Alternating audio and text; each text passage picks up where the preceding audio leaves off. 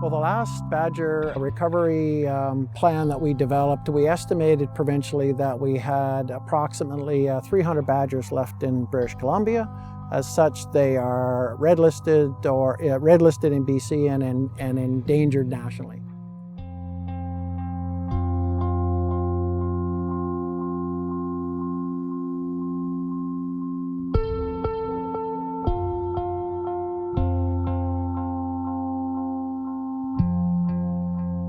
Well, we think one of the main reasons that badgers are endangered in BC is because of roadkill.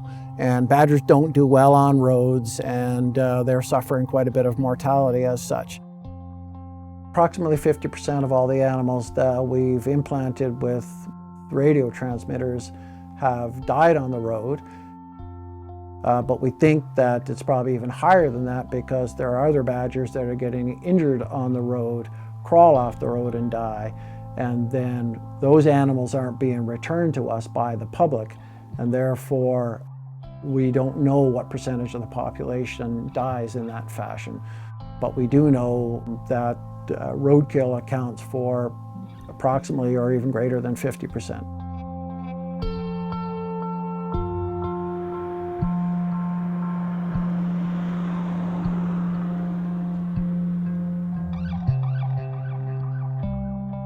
Yes, well, badgers are susceptible to roadkill, partly because badgers' breeding time and the dispersion of young occurs at the same time that we have peak traffic volumes in the caribou, with people moving through, going to Alaska and vacationing as well. Badgers are nocturnal, so they're mostly active at night, and they're very low to the ground, hard to see, and so that's why we suffer quite a bit of roadkill.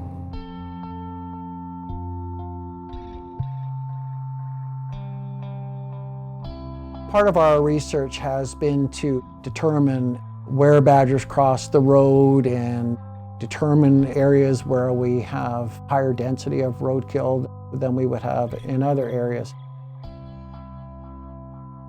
We're hoping there'll be specific recommendations as to different measures that we can take, not only when we build roads, but maintain roads and design roads to actually reduce not only badger mortality, but mortality for many other species as well.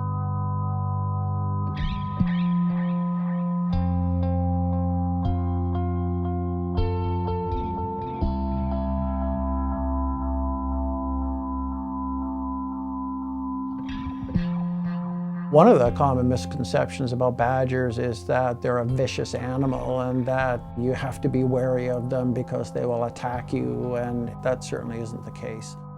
Badgers generally don't care about humans, and as long as humans let badgers exist, humans generally will not have a problem with badgers.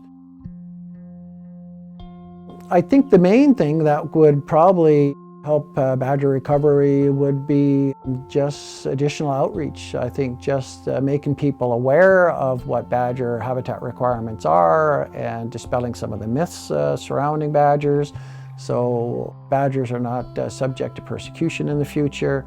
Some small little things like that I think can make a big difference for badgers.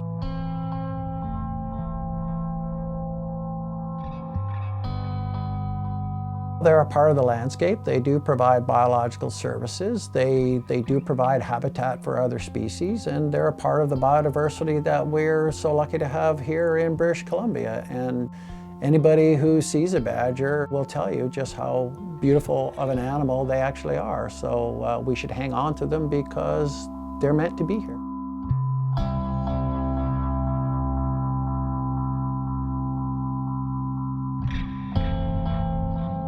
One thing that's never ceased to amaze me in the 30 years that I've been doing this work is that if you give wildlife a chance, they will flourish.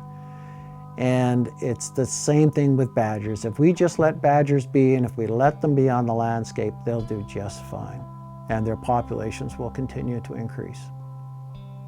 Never ceases to amaze me. Just give them a bit of a break, and what a difference it makes.